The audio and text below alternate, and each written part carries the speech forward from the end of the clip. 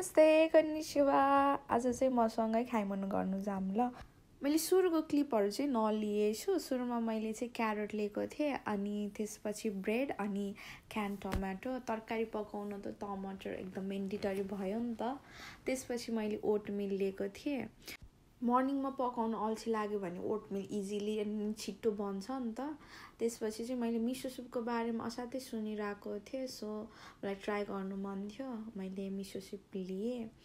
मिसो चाहिँ एकदमै हेल्दी हुन्छ अरे अनि लाइट पनि हुन्छ अरे भन्ने चाहिँ मैले धेरै सुनेको थिएँ। अनि त्यसपछि ब्रेडको लागि पिनट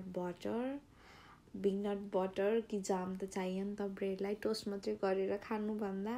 अनि त्यसपछि मैले मिक्स भेजेस लिएको छु। आजकल चाहिँ मलाई स्यालेडहरू असाध्यै मन पर्न थालेको छ अनि मिक्स भेजिस छिटो हुन्छ, सजिलो पनि हुन्छ के।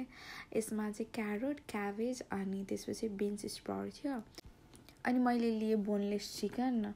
मलाई मात्रै हुन्छ कि अरूलाई नै यस्तो हुन्छ थाहा छैन, तर मलाई चाहिएको सामान चाहिँ मैले देख्दिनँ के धेरैचोटि डुल्दा पनि। अनि त्यसपछि म चाहिँ स्टाफलाई सोध्छु अनि त्यसपछि उनीहरूले ठाउँ देखाइदिइसकेपछि बल्ल हुन्छ कि होइन म यहाँ त अलरेडी आएको थिएँ त, तर मैले किन देखिनँ भन् जस्तो हुन्छ कि। बिदाको दिन भए पनि सुपा चाहिँ भिड नै थियो। एकछिन लाइनमा बसेर सेल्फ चेकआउट गरेर म चाहिँ निस्किएँ। So thank you for watching.